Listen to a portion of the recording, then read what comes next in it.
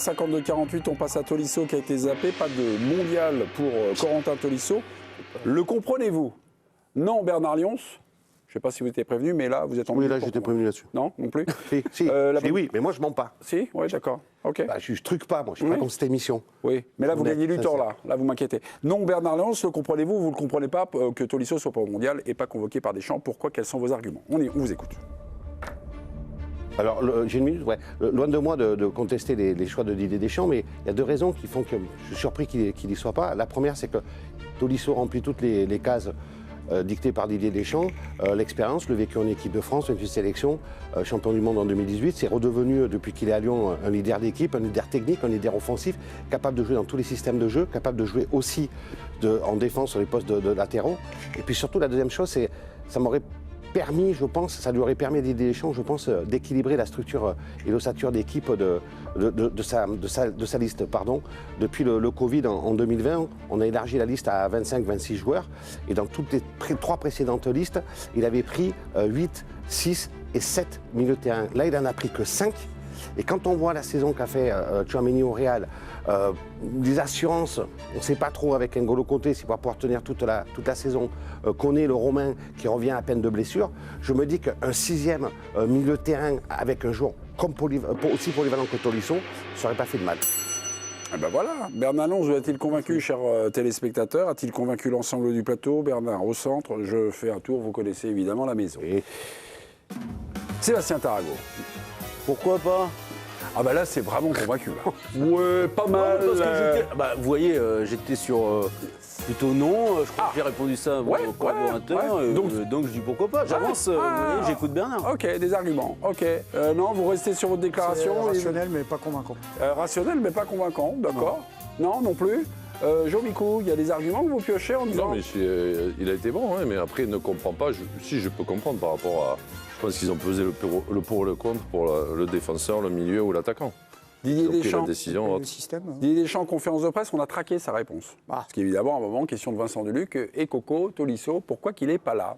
Écoutez, alors, ça a duré 1 minute 42. Bon, là, on l'a... c'est pas laissé balader par Didier Deschamps. On l'a monté à peu près 30 secondes. On y va. Vous savez, ma position par rapport à ça, avoir un joueur qui a eu un statut et accepté quelque chose, je fais une exception. Parce qu'il est unique et il s'appelle N'Golo Kanté. Voilà. Parce qu'autrement, c'est très difficile. Le fait d'avoir 5 milieux de terrain aussi, qui aujourd'hui, ces 5-là sont indiscutables, quoi. Mais que Coco soit très déçu, je le comprends. Un joueur à statut. C'était quoi le statut de Coco Tolisso? J'ai posé la question en off à tout le monde parce que moi je pensais qu'il n'avait pas de statut particulier d'être titulaire indiscutable, il rentrait souvent et de très belle manière. Ouais. Mais je ne pense pas qu'il ait le même statut que Kanté, quoi. Déjà. Oui. On compare les deux. Oui. Donc c'était pas très gênant, cet argument-là, il n'est pas très bon pour moi. C'est bizarre complètement différent. Argument, parce qu'en général, il sait très bien que la question va lui être posée. Oui. Et normalement, il ne commet pas d'erreur de communication comme celle-ci, parce qu'effectivement, on balaye l'argument en 30 secondes. Donc c'est étonnant. Il paye sa saison. Il paye le positionnement de sa saison. Parce qu'on a trop de monde. Parce qu'il a pu jouer 8, 9, 10 cette saison du côté de Lyon. On joue en 4-2-3-1, donc il serait compté dans les deux. Non, mais... C'est pas un jeune joueur. Il a 31 ans, le gars est agile, il est maniable. Et, si tu lui dis, Coco, tu joues là... S'il avait fait la même saison en jouant plus bas, je suis persuadé que peut-être que sa situation a été reconsidérée. Parce que dans les attaquants qu'on a, alors lui c'est un autre style parce qu'il est un peu box-to-box et tout, il y a beaucoup de milieux offensifs qui sont en fait placés dans les attaquants, mais qui ne sont pas des attaquants. Enfin, c'est vrai que s'il avait fait un 4-3-3, peut-être il y était. Il y avait plus de chances. Bernard n'a pas dit que Deschamps avait commis une erreur, mais peut-être avait pris un risque. 5 milieux de terrain, avec des joueurs qui vont peut-être beaucoup jouer, qui se sont blessés, tout ça. S'il aurait pu, non, il aurait pu être beaucoup d'attaquants. Il a dit, Nabil, tu as beaucoup d'attaquants. Enfin, au moins 2-3 mecs qui vont jouer dans le cœur du jeu. Donc voilà. Cherki peut jouer. Quand si tu me dis un 4, non, mais si tu me dis non, c'est pas ça. Pour moi, on va jouer avec 4 attaquants. Voilà. On va jouer avec Olysée, Dembélé, Doué, avec Mbappé, voilà. Et t'as Cherki qui peut rentrer. Donc là, on n'est plus dans le fameux 4-3-3. J'espère. Et l'équipe de France va jouer comme elle a commencé. comme elle a montré, on va jouer l'attaque. Pas un football cigarette, tuyau de poil, serré. Moi, j'espère qu'on va s'éclater et qu'on va jouer devant. Les derniers matchs, on joue dans cette structure quand même. Alors, tu vas pas empiler les mecs. Zahir Emery, il est très bon aussi défensivement. Les 4, ils ont de l'avance. Rabiot, Tchouaméni, c'est titulaire. Koné derrière, Kanté est là. Attention, tu vas mettre Tolisso où? Je vais juste rappeler. Remplaçant. Non, mais ça, c'est pareil, c'est un argument qu'on peut balayer, qu'on peut mettre en miroir avec les attaquants. Parce que les attaquants, il y en a, tu vas les voir quand? 9. Il y en a 9 attaquants. Je rappellerai que le système en 4-2-3. C'est pareil. Non, mais je rappellerai que ce n'est pas un truc qu'il a inventé. Didier Deschamps, c'est plutôt son système de base, de jouer avec 4 joueurs offensifs. C'est pas nouveau, c'est pas cette Coupe du Monde. On l'a fait bien avant. On avait Griezmann, Dembélé sur un côté, Mbappé de l'autre et Giroud. Il n'a jamais joué. Ça, c'est jamais Dembélé arrivé. en finale de Coupe du Monde. En 22, il sort à la mi-temps. Non, à l'Euro 2016, il change. Non, moi, je te dans parle. le système en 4-2-3. En 22, quand même. Je te parle sur les 3 dernières phases finales. À part l'Euro, où à un moment, il avait tenté son système hybride de la défense à 3, et puis après, il a fait un milieu à hybride. Tu parle de quel Euro? Le dernier? Ouais, non, c'est 2016 où il passe en 4-2-3. Pendant la mi-temps. Je te parle de 2021. Je parlais, là, parce qu'on parle d'une ère moderne. Récent. Donc moi, je pars à partir de la crise du Covid, où on a élargi les listes à 25 ou 26. Parce que sinon, quand tu es à 23, c'est pas la même réflexion. Donc sur les 3 dernières phases finales, je veux dire, il n'a pas révolutionné là aujourd'hui en passant en 4-2-3. Il a joué avec 4 joueurs offensifs. Pour répondre à Sébastien aussi, le truc des attaquants, moi je pense que c'est... Tu prends beaucoup de joueurs, mais tu as aussi beaucoup de matière pour faire peur à l'adversaire si un jour les mecs sont un peu moins bien dans les titulaires, je parle. Donc tu as vraiment des armes sur le banc pour les lancer à un moment donné et pas affaiblir l'équipe. Et je pense que c'est aussi ça. Mbappé, déjà, il ne va pas sortir toutes les. Non. Oui, mais à part lui, je pense que les 3 autres, tu peux amener du sang frais avec des joueurs quand même de qualité énorme, quoi. Moi, je trouve que ça fait beaucoup. Mais je comprends.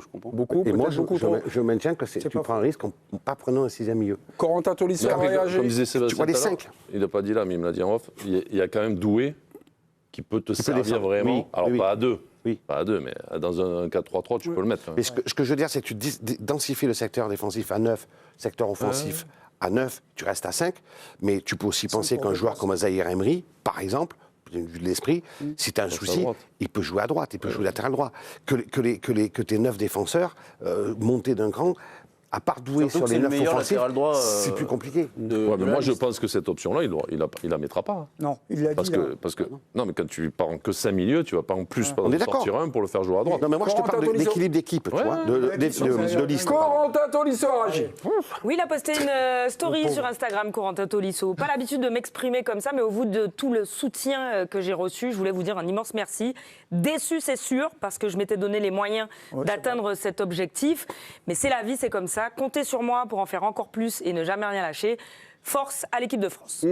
Sébastien, le système à 4 attaquants, en tout cas Didier Deschamps, là, sur cette durée, a été mis lors du quart de finale retour de la Ligue des Nations contre la Croatie. Et depuis, il joue dans ce système.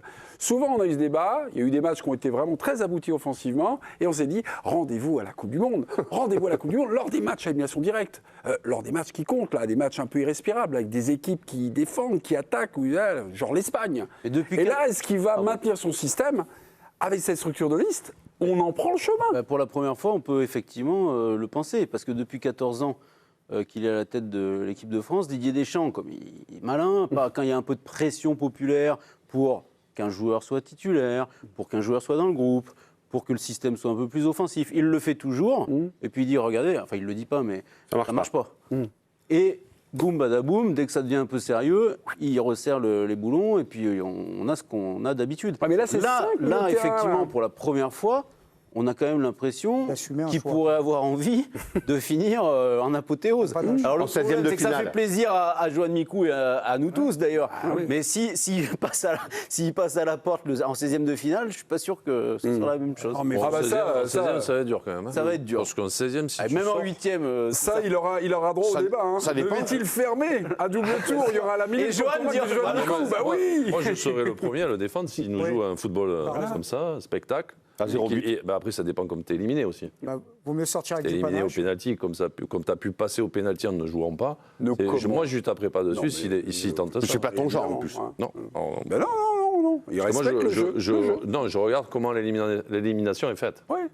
Et en revanche, si jamais ils sont éliminés en 8e et que Mbappé a mis un quadruplé, mais que finalement ils ont perdu 5-4, là par contre, il le défendra pas. Après Deschamps, on arrive sur Mbappé. Voilà, Sébastien sort directement les bonnes bouteilles du tiroir. On va en parler d'Mbappé apparemment ce jour-là. On finit par regretter de ne pas être à son barbecue. On finit par regretter notre ami Bernard. Moi, je trouvais qu'il était convaincant, Bernard. Je trouvais que vous étiez clair. 51-49, c'est ric-rac, mais ça passe. C'est un raz-de-marée. Voilà. Ouais, petite vaguelette de Bernard.